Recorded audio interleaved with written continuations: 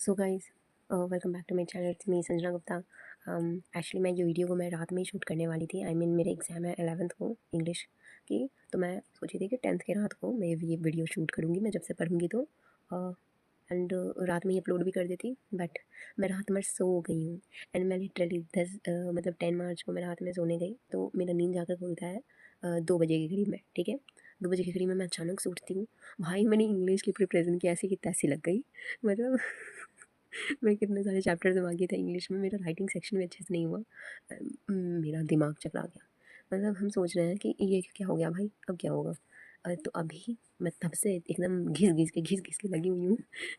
2 बजे के बाद जो स्पीड मैंने पकड़ा है, मतलब धाए धाए धाए धाए सारे चैप्टर्स को आराम से वन शॉट में की जा रही हूँ। भले ही जाके एग्ज़ाम हॉल में वो मैं भूल जाऊँ, उसका मतलब नहीं है, लेकिन मुझे ख़त्म करना है। मतलब भूल जाने का तो कोई चांस होता नहीं है। कोशिश करूँगी, मतलब इतना भी माइंड कमज़ोर नहीं है मेरा कि मैं भूल ही जाऊँगी पूरा, कुछ ना कुछ याद रहेगा। इस वजह से मैं वन शॉट को देख रही हूँ कि आराम से कुछ ना कुछ हो जाए।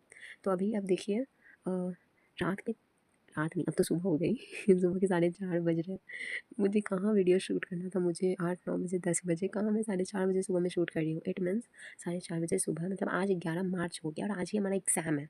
ठीक है, आप देख सकते हैं ये सुबह के 4:38 हो रहे, 11 मार्च भी लिखा हुआ है। ठीक है, 11 मार्च। आप समझ सकते हैं मैं ये इनविटेशन कार्ड लेके रखी हुई हूँ। इनविटेशन कार्ड जो आते हैं हमारे एग्ज़ाम में उसके लिए। तो मैंने क्या क्या नहीं किया हुआ है, मतलब जो सब कुछ हो सके भाई, बस प्रैक्टिस करना है भाई, बस प्रैक्टिस करो भाई, कुछ भी हो जाए।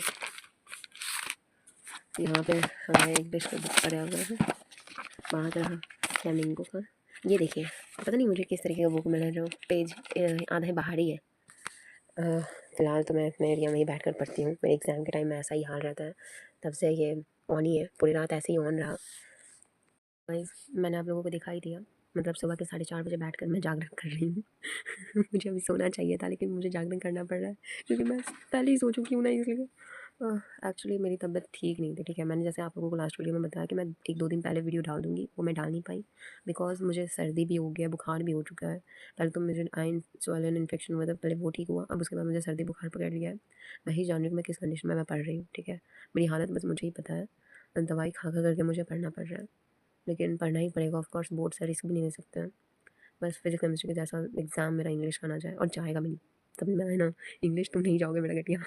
कम से कम मुझे 70 स्कोर करना है इंग्लिश में, वरना अपनी ऐसी तैसी हो जाएगी नीट में। मुझे यार नीट एग्ज़ाम ही नहीं दे पाऊँगी अगर मेरे उतने परसेंटेज नहीं बने तो। इसलिए इंग्लिश में बहुत अच्छा करना पड़ेगा। इसलिए कुछ देर और पढ़ लेती हूँ, देखती हूँ सारा चीज़ रिविज़न कर लूँ। खैर अब तो कुछ नया चीज़ पढ़ भी नहीं पाऊँगी, मतलब है 2-3 चैप्टर्स है जो मुझे पढ़ने बाकी थे, लेकिन वो हो नहीं पाएगा अच्छे से। देखती हूँ, जितना भी उतना करके वापस से सोना भी है। अजान भी पड़ गया मुस्लिम लोगों के लिए। So anyway, all the best for those students जो इंग्लिश के एग्ज़ाम देने वाले हैं मेरे साथ। फ़ोन कराना भाई लोग, बहन लोग, ठीक है। मैं भी कोशिश करूँ, मेरे भी बहुत अच्छे मार्क्स हैं। तो अभी ये वीडियो जो आएगी तो ये 11th मार्च को मेरे रात तक आ जाएगी। ठीक है, मैं आने के बाद, एग्ज़ाम देने के आने के बाद मैं रिएक्शन वीडियो भी डालने वाली हूँ। तो सारी एक चीज़ें एक साथ ही मैं अपलोड कर दूँगी। तो अब मैं थोड़ा सा पढ़ लेती हूँ, टाइम भी नहीं बाकी है। ठीक है, तो चलिए ठीक है, मिलते हैं। पेपर ख़त्म हो चुके हैं। मैं आपको बताती हूँ मेरे इंग्लिश के एग्ज़ाम कैसे गए। पेपर मुझे सेट 3 मिला था। चेंज हो गया था इंग्लिश के लिए सेट मेरा। सबसे पहले मैंने राइटिंग सेक्शन से लिखना शुरू किया था। ठीक है, राइटिंग सेक्शन से मैं लगातार लिखते गई। पूरे 1 घंटे लगे मुझे राइटिंग सेक्शन में। ठीक है, पूरे 1 घंटे लगे मुझे राइटिंग सेक्शन में। मतलब उसमें सोचना पड़ता है ना कि क्या लिखना है, कौन सा वर्ड यूज़ करना है। एंड मैं थोड़ी सी कंफ्यूज भी हो गई थी कि लाइक स्कूल के नेम नहीं दिए हुए तो वहाँ पे क्या लिखी, स्कूल के नेम डालूँ। एंड अलग अलग थोड़े से वर्ड सबको सोचने पड़ते हैं कि क्या लिखना है जो अट्रैक्ट करे एग्जामिनर को, चेक करने वाले को, जो मेरी कॉपी चेक करेंगे। फिर मैं लिटरेचर सेक्शन पे गई थी। ठीक है, because it carries 40 marks. Okay, जब मैं लिटरेचर सेक्शन पे गई तो मैं सोची कि भाई 1 घंटा में ये भी हो जाएगा, फिर आराम से 1 घंटे में मैं पैसेज कर लूँगी। पता चलता है कि भाई 1 घंटा से ज़्यादा, 1.5 घंटा करीब मेरा ये, पता नहीं कैसे लिटरेचर सेक्शन मेरा 1.5 घंटा लिख लिया। ठीक है, मतलब मैं कितनी भी जल्दी जल्दी लिखने का कोशिश कर रही हूँ, सोच रही हूँ कि जल्दी हो जाए जल्दी हो जाए, लिखे जा रही हूँ, लेकिन फिर भी मेरा पेपर सबसे ज़्यादा मेरा टाइम लगा लिटरेचर सेक्शन में। लेकिन कोई बात नहीं, फिर भी मेरे पास आधा घंटा टाइम बाकी था। फिर मैं आई सबसे डायरेक्ट पैसेज पे। तो मैं सबसे पहले पैसेज 2 से शुरू की। ठीक है, मैंने देखा ही नहीं कि पैसेज 1 12 मार्क्स के हैं एंड पैसेज 2 10 मार्क्स के हैं। फिर भी मैंने इसको पढ़ा, स्पीड से मैं पढ़े जा रही हूँ, जो समझ में आ रहा है। भाई 30 मिनट में मैं अब क्या ही करूँगी। ठीक है, 25 मिनट 30 मिनट के करीब टाइम बाकी, तो मैं उसमें क्या ही करूँगी। मेरे को जो समझ में आया मैं लिख दी। मुझे बहुत ज़्यादा वैसे अफ़सोस हो रहा है कि मतलब इस तरीके का मेरे साथ क्यों हो गया। मतलब टाइम मैनेज अच्छे से हो नहीं पाया मेरे से। पैसेज के लिए भी मुझे टाइम देना चाहिए था। कम से कम अगर मैं 40-45 मिनट भी अगर देती ना, तो शायद बहुत अच्छे से लिख देती मैं। ऐसे आंसर मैंने लिखे हैं, मैंने दोनों पैसेज में मैंने उसी में मैनेज करने का कोशिश किया। पैसेज 1 में तो मेरे 1-2 क्वेश्चन छूटे हैं, बिकॉज़ मुझे समझ नहीं आ रहा था। पैसेज वन में मेरे 1-2 क्वेश्चन छूट गए। मतलब ऐसे तो बोला जाएगा तो मैंने बहुत अच्छे से मैंने पैसेज को नहीं किया। मतलब टाइम मेरे पास बचा नहीं, तो इसलिए बस ऊपर-ऊपर मैंने जो भी पढ़ा उसी के अकॉर्डिंग जो आंसर आया मन में मैंने लिख दिया। इसलिए मुझे पैसे से तो उम्मीद नहीं है कि मुझे मार्क्स आने वाले हैं। हाँ, अगर मेरे ऑब्जेक्टिव अगर सही हो गए तो हो गया, वरना क्वेश्चन आंसर के लिए तो मुझे उम्मीद नहीं है। खैर जितने भी मार्क्स मुझे पैसे से मिल जाएँ बहुत है मेरे लिए, बिकॉज़ मेरे पास टाइम बचा नहीं था एंड मेरी तबीयत भी ख़राब हो रही थी। मतलब मैं लास्ट की जब तक मेरे पास मैम आके मेरी कॉपी ले रही है, तब तक मेरा पेन चलते रह गया। मतलब आप समझ रहे हैं? 3 घंटा मेरा लगातार गया है। भाई 3 घंटा मेरा पूरा का पूरा ये इंग्लिश का पेपर ले लिया।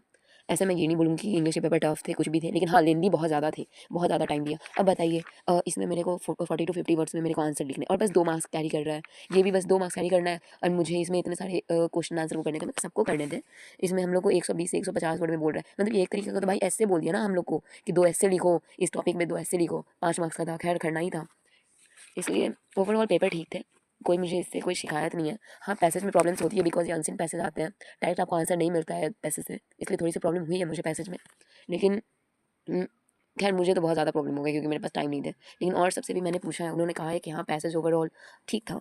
पैसेज को भी हार्ड नहीं बोला जाएगा, लाइक टफेस्ट पैसेज आया हुआ था, ऐसा कुछ नहीं है। पैसेज भी नॉर्मल थे, बाकी सारे क्वेश्चन सब भी ठीक थे, ऐसा बात नहीं है।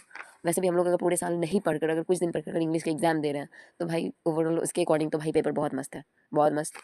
अ बिगड़ गए थे एग्जामिनेशन हॉल में, मतलब पहले ही से बिगड़े हुए थे। जैसा कि मैंने बताया कि मुझे सर्दी खांसी बुखार टाइप भी पकड़ चुका है।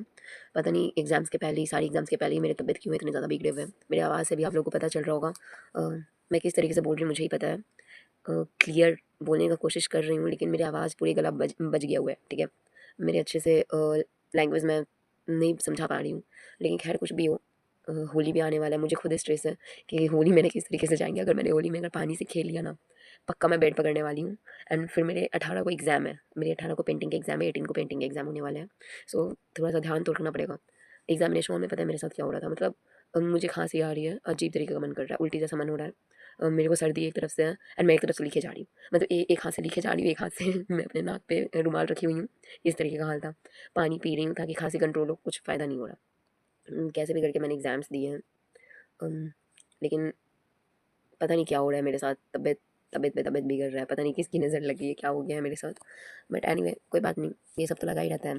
बाय द वे मैं ये बोलूँगी कि मैथ्स वाले स्टूडेंट के तो बस एक एग्ज़ाम ही बाकी होंगे, जो अगर पेंटिंग जिन्होंने चूज़ किया होगा। जिन्होंने पेंटिंग चूज़ नहीं किया है तो मैथ्स वाले को तो बल्ले-बल्ले है, उनकी एग्ज़ाम्स खत्म हो गई। मेरे तो अभी अभी 2 एग्ज़ाम बाकी हैं। एक पेंटिंग के जो 18th मार्च को है एंड 25 को मेरा बायो। हाय बायो बायो में भी हाय बॉटनी पता नहीं क्या होगा, कैसे होगा, लेकिन बस हो जाए। बस हो जाए, ख़त्म हो जाए, बस इतना चाहिए। अ, चलिए ठीक है, मिलते हैं अगले वीडियो में। पेंटिंग से पहले आएगी पेंटिंग के बारे में मैं कुछ ज्ञान दूँगी कि किस तरीके के पेंटिंग के एग्ज़ाम देने हैं, क्या आ रहा है उसमें। अभी तक मैंने बुक खोल के भी अच्छे से नहीं देखा है कि किस तरीके के क्वेश्चंस होते हैं उसमें। अ, मैं और कुछ ज़्यादा बोल नहीं पाऊँगी बिकॉज़ मेरी तबीयत ठीक नहीं है। So like, subscribe and share. Bye bye.